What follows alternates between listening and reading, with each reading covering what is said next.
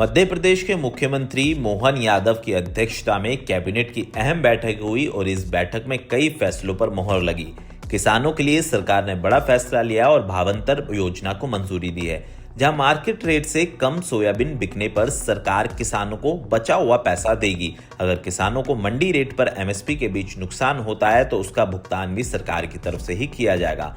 मोहन सरकार ने राज्य के पेंशनर के लिए भी बड़ा फैसला लिया, जहां 1.5 लाख पेंशनरों को पेंशन पर छठे और 7वें वेतन आयोग के हिसाब से महंगाई राहत यानी कि राशि को बढ़ाने के लिए भी मोहन कैबिनेट ने मंजूरी दे दी है। इसके अलावा भी जो कैबिनेट की बैठक में आज फैसला हुआ कि सरकार की तरफ से कई अहम फैसले लिए गए।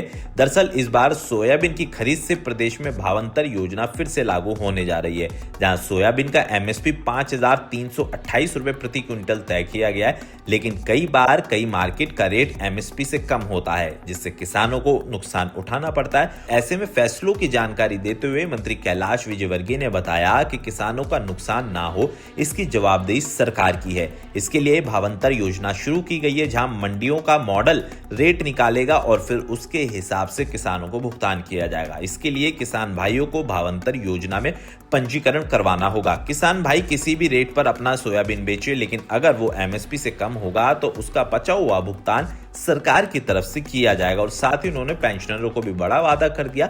उन्होंने कहा कि सरकार ने मध्य प्रदेश के 1.5 लाख पेंशनरों को भी दिवाली पर गिफ्ट दिया है। सरकार ने पेंशन और परिवार पेंशन में छठे और 7वें वेतन पर महंगाई राहत राशि का पैसा बढ़ाने का फैसला किया है, जहां इसकी डिमांड लंबे समय से की जा रही थी, यानी पेंशनर्स को जो भी पेंशन दी जाएगी उसमें छठे और 7वें वेतन का पैसा जोड़ कर दिया जाएगा। और ये दिवाली के मौके पर इन सभी के लिए अच्छा फैसला है। लेकिन एक बार और बताएं कि जो आज बड़े फैसले कैबिनेट की बैठक में लिए, 2025-26 में कुटकी के उपार्ज की रानी यानी कि दुर्गावती अन्न प्रोत्साहन योजना का लाभ मिलेगा। रेशम का लागत मूल्य बढ़ाकर 3.65 लाख प्रति एकड़ से 5 लाख प्रति एकड़ कर दिया गया। वहीं 2023-24 के समर्थन मूल्य पर चमक गेहूं का प्रतिपूर्ति का अनुमोदन किया जाएगा।